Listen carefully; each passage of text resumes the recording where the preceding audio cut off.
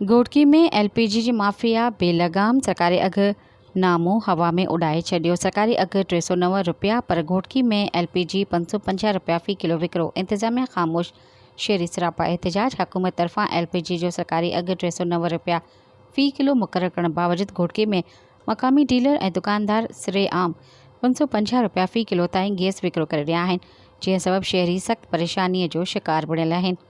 शहरियुनि जो चवणु आहे त ज़िले इंतिज़ामिया जी बेध्यानी सबबि दुकानदार पंहिंजी मर्ज़ी मूजिबि अघु वसूल करे रहिया आहिनि, जॾहिं त डिप्टी कमिश्नर घोटकी ऐं असिस्टेंट कमिश्नर घोटकी तरफ़ां हींअर ताईं हिन ग़ैरक़ानूनी मुनाफ़ेख़ोरीअ जो को बि नोटिस न वरितो वियो आहे।